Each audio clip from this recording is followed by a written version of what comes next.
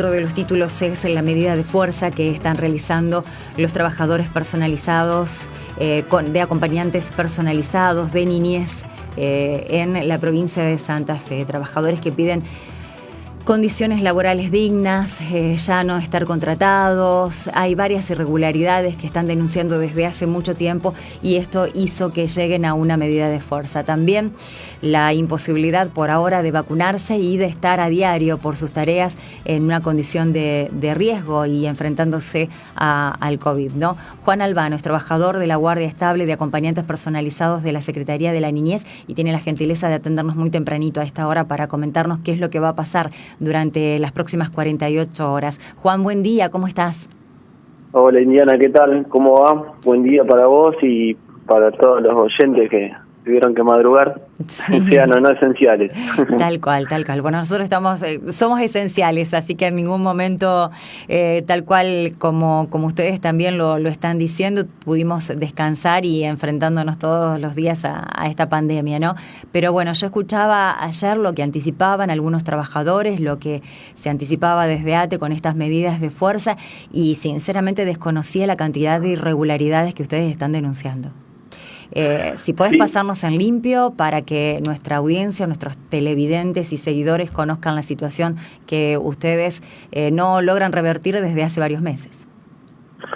Sí, Indiana, lo primero que hay que saber es que el paro 48 horas hoy en día y mañana es de todos los trabajadores y trabajadoras de niñez, no solamente acompañantes personalizados. Contanos, eso, por un lado, te interrumpo un segundito, ¿sí? Juan, contanos qué actividades realizan. ¿Quiénes están de paro? Las actividades que realizan. Bien. La Dirección Provincial de Niñez tiene 2 subsecretarías en sus 2 ciudades más grandes, son Santa Fe y Rosario, que es, digamos, centralizan el trabajo. Lo que hacemos dentro de la Dirección Provincial, que es el nivel, el segundo nivel, es el trabajo con todas las infancias y adolescencias más vulneradas de la provincia, es decir, que hacemos trabajos de acompañamiento personalizado por un lado, pero también, digamos, el sostén del cuidado y la contención diaria en los sistemas de alojamientos y residencias, mal llamados en su momento hogares. Por otro lado, tenemos profesionales, psicólogos, trabajadores y trabajadoras sociales, abogados, que lo que se encargan es de llevar estrategias de revinculación con familiares o figuras parentales aptas o procesos de vinculación, adopción, digamos. Sí. Estas son las 3-4 figuras que, digamos, trabajan dentro del sistema de protección conjunto al refuerzo, digamos, de los centros asistenciales familiares que trabajan más territorializadamente. Estamos hablando, por lo menos en Rosario, de 1.200, 1.300 trabajadores en todo este sistema de protección, de los cuales tenemos un porcentaje de 700 personas que están en precariedad absoluta, lo cual significa que ni siquiera hay de por medio con el Estado un contrato.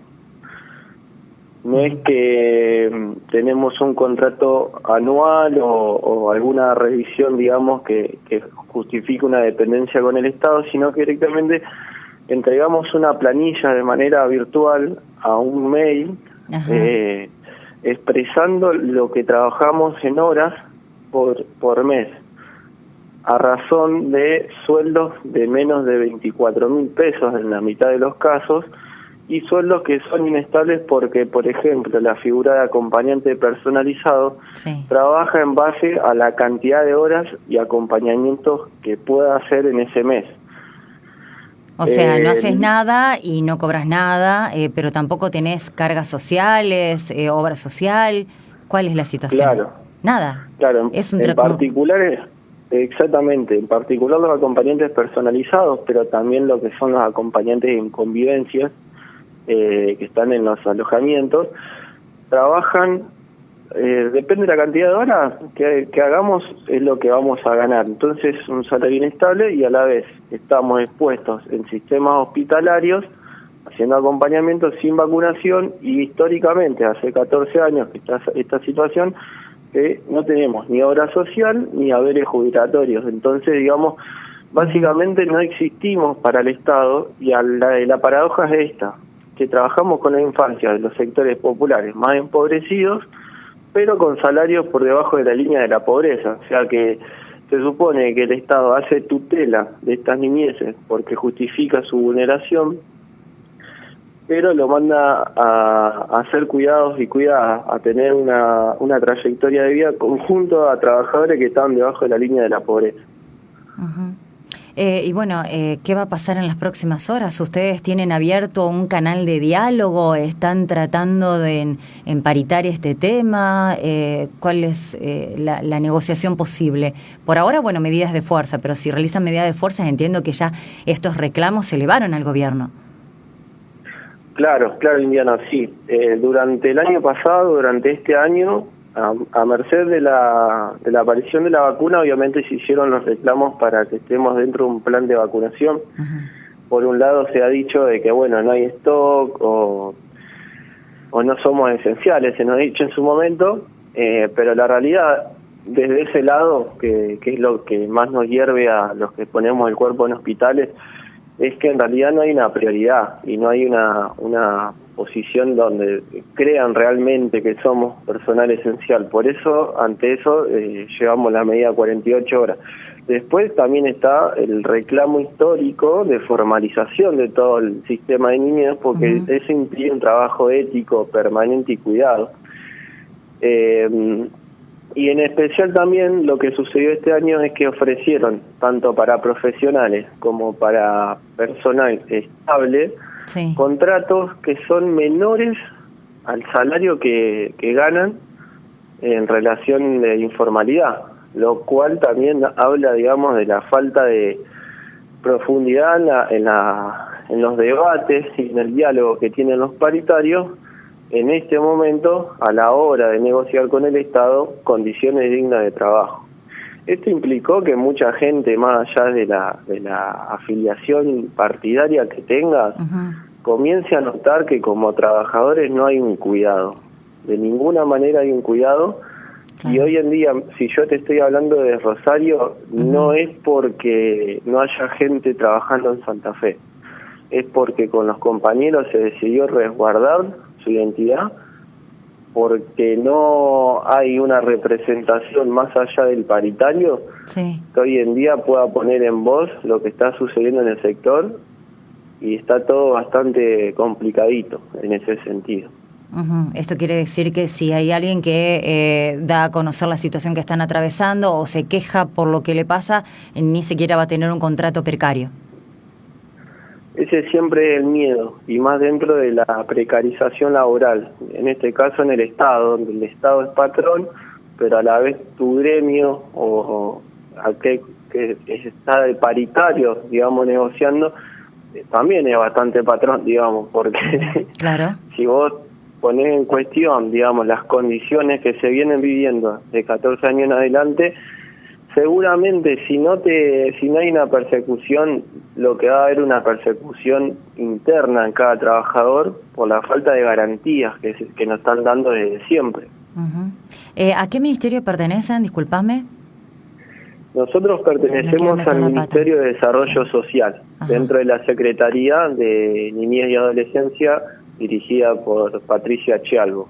Uh-huh. En particular, lo nuestro también es plantearle al Ministro de Desarrollo Social, Capitani, pero uh-huh, también al Ministro de Economía, Agosto, la necesidad de aumentar los presupuestos en el sector, no solamente para políticas salariales y laborales, sino también para el sistema de alojamiento. Y te voy a contar un ejemplo, por ejemplo, de lo, sí, que sucede por la falta de presupuesto. Contame.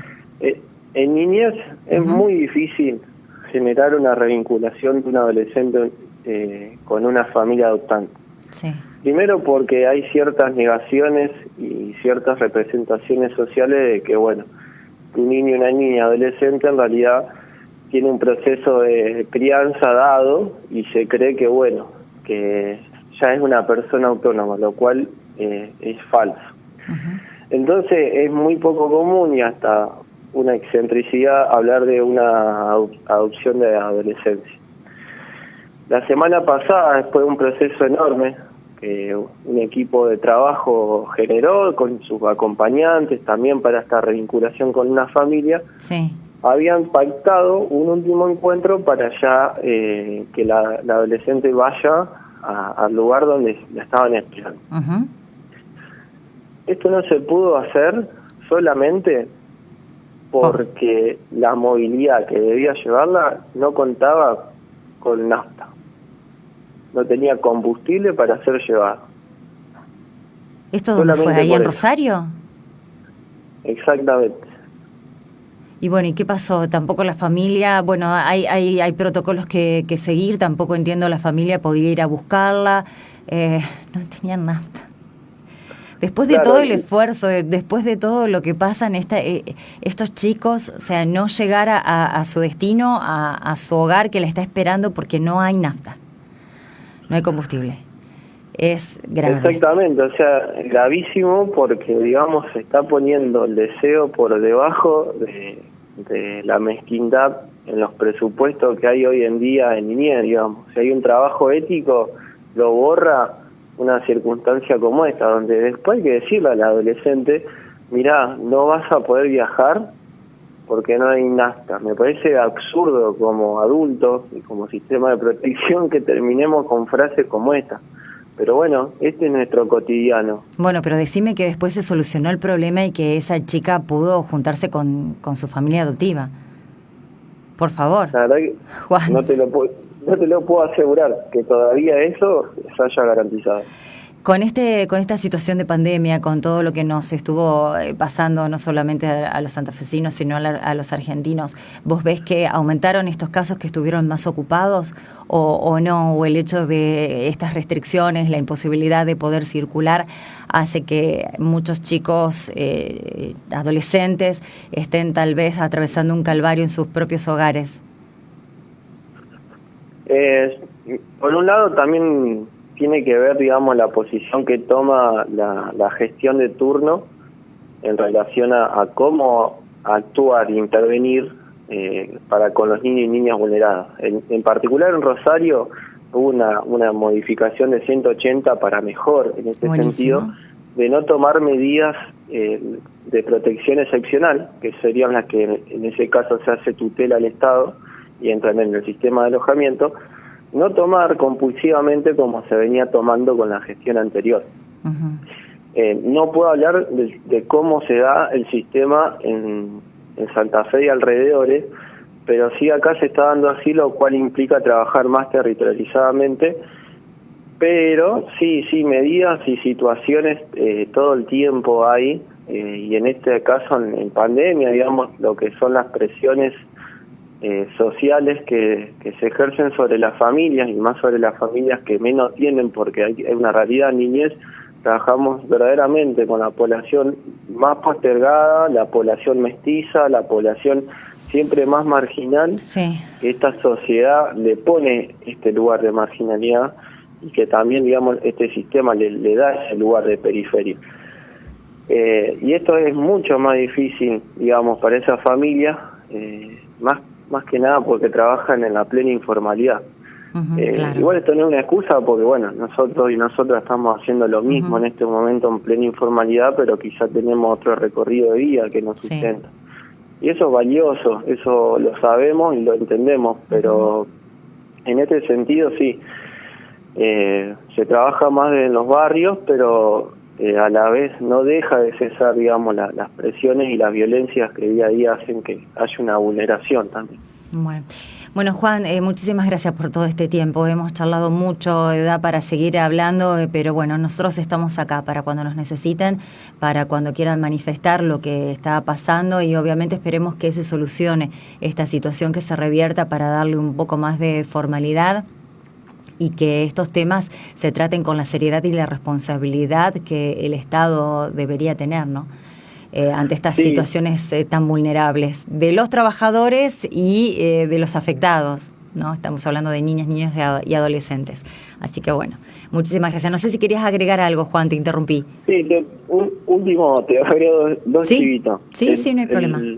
El que tiene que ver con esta llamada, que estamos en paro 48 horas, salió de la seccional Rosario. Sí. Nos hubiese gustado que salga a nivel provincial, que haya una decisión provincial, pero bueno, hoy en día no es posible.